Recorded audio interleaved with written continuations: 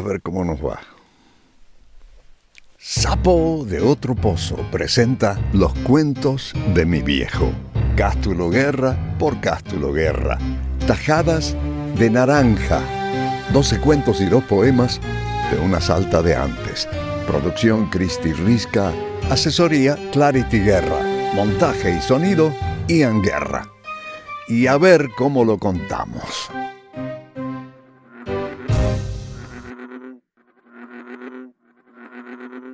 Bejuco. El ganado pastaba apaciblemente en el vasto valle de la Carona, una finca a poca distancia del pueblo de Chicoana, una localidad al sur de la ciudad de Salta.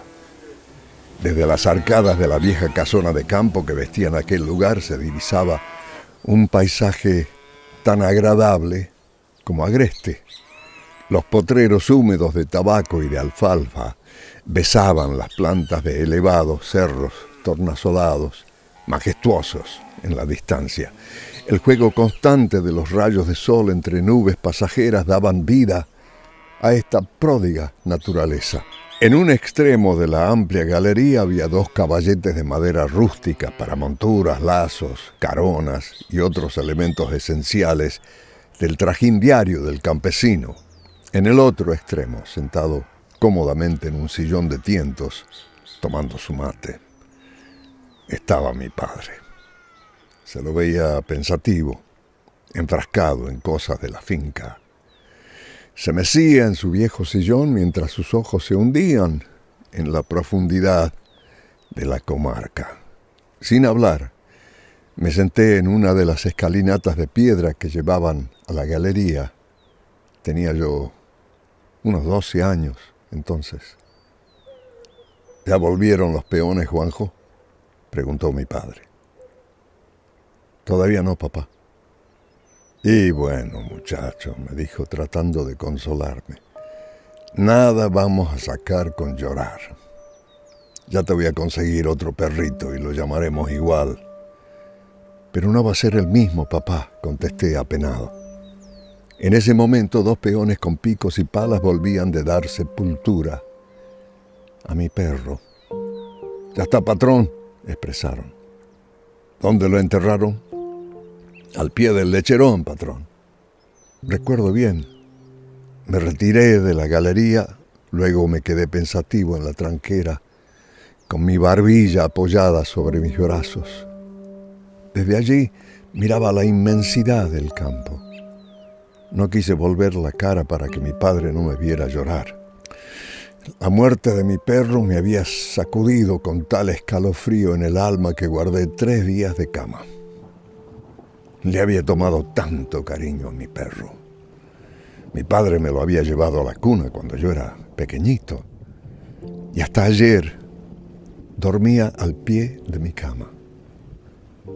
Cada día, cuando los primeros rayos de sol hendían los barrotes de hierro de mi amplia ventana, él me despertaba, lamiéndome la frente. Juntos traíamos el ganado tambero, siempre conmigo, el día entero. Él parecía hecho de acuarelas. Sus extremidades, su cola dorada, rojiza, su pecho blanco. Sobre su ojo derecho tenía un lugar gris. Y tenía esos ojos mansos, casi suplicantes de los perros fieles a su amo. Se llamaba Bejuco. Para rodear al ganado no hacían falta peones ni caballos. Él hacía casi todo el trabajo, siempre gozoso, corriendo, ladrando por atajos y quebradas y por breñas y aguadas. Bejuco siempre estaba presente. Si algún animal desertaba de la manada, Bejuco lo buscaba entre las lomadas y lo devolvía al rodeo. El eco de sus ladridos sonaba para mí como un clarín en la maraña. La noche antes de enterrarlo, la luna bañaba los potreros con su luz como fresca, cuajada. La sombra de los pilares se recostaba sobre los ladrillones de la galería. Era una noche caliente y mi mente deambulaba entre el sueño y la vigilia, como entre brumas. Sentí que mi perro estaba intranquilo. Entraba y salía de mi dormitorio con evidente perturbación. Noté en él la actitud de todo animal cuando presiente un peligro. Ya sentado en mi cama me quedé quieto, alerta. Afuera, Bejuco se abalanzó primero hacia la escalinata que daba a la galería. Luego arremetió junto a uno de los pilares. Sentí que mi padre se levantaba alarmado. ¿Qué pasa, muchacho? En la galería, papá. Parece... No pude terminar la frase. Bejuco lanzó un quejido de profundo dolor. Aún así siguió arremetiendo. Ya desde adentro de mi dormitorio sus mandíbulas masticaban con furia y sacudía la cabeza con fiereza. Sentía un ruido de roncos cascabeles muy cerca mío, en el piso. En aquel momento mi padre entró agitado, con un farol en la mano y un machete en la otra. Fue entonces cuando pudo ver un enorme y temible reptil, una serpiente de cascabel. Justo cuando clavaba sus colmillos mortales a la altura del ojo izquierdo de mi perro. Bejuco, dolorido, siguió defendiéndose con bravura. Mi padre actuó prontamente con intención de defendernos y partió en dos al animal, dejándolo tendido al lado de Bejuco. Mi perro se tiró jadeante en la galería. Mi padre trató de salvarlo, pero no hubo tiempo. Bejuco me miró como si quisiera hablar. Movió su cola. Parecía llorar. Así se quedó dormido, mirándome en la despedida. Así mientras lo acariciaba hasta morir. Pasaron 2 semanas. Mi padre se las ingenió, no sé cómo, pero me trajo un perrito muy parecido a mi Bejuco. Cuando lo tuve en mis brazos sentí extrañamente que el viejo Bejuco volvía a la vida. Entonces decidí que mi nuevo compañerito, se llamaría también así, Bejuco.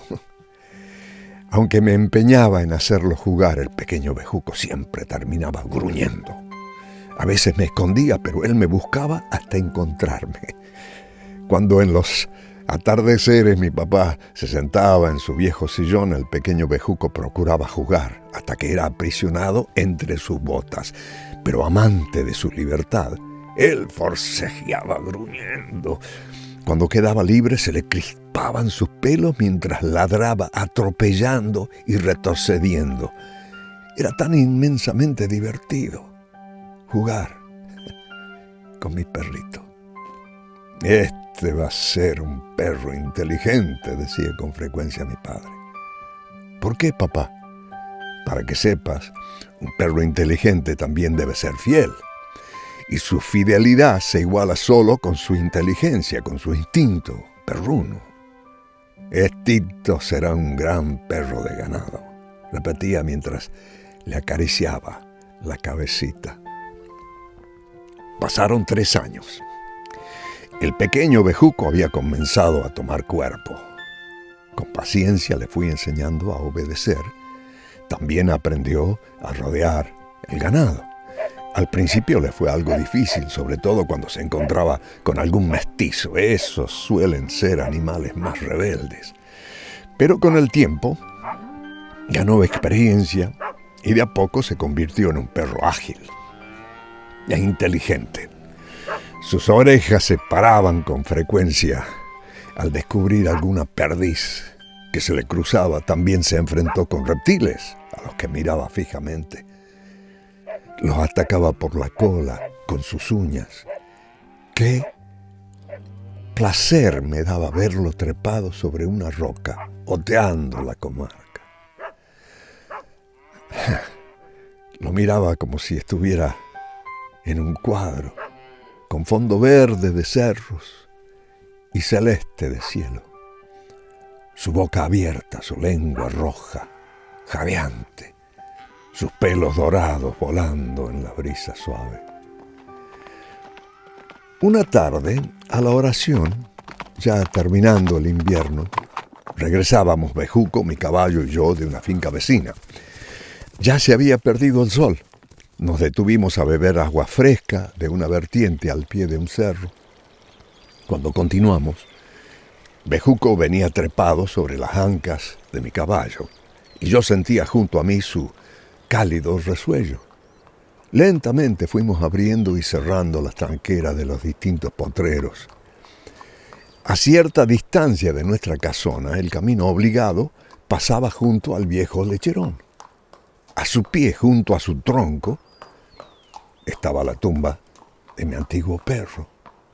Metros antes de llegar al árbol, Bejuco saltó a tierra y haciendo una feroz arremetida, se abalanzó gruñendo hacia el tronco ya cubierto por la vegetación. Paré mi caballo, el cual quiso corcovear y me quedé atento. Ya entrada la oración, noté que la actitud agresiva del joven Bejuco había cambiado por completo. Bejuco ahora se arrastraba hacia el tronco y se había tornado cariñoso, como cuando me lamía la mano. Lo vi mover la cola y quedarse quieto, como agudizando sus instintos. Me hizo recordar a mi viejo perro cuando se me moría agonizante aquella noche nefasta en la galería de casa. Seguimos camino de regreso a la casona. Al llegar, le conté a mi padre lo que había sucedido. Se quedó sorprendido. De pronto notamos que Bejuco no estaba. Lo sentimos ladrar afuera y salimos a buscarlo. Lo encontramos ladrando junto a la bomba de agua. Nos quedamos observándolo con atención.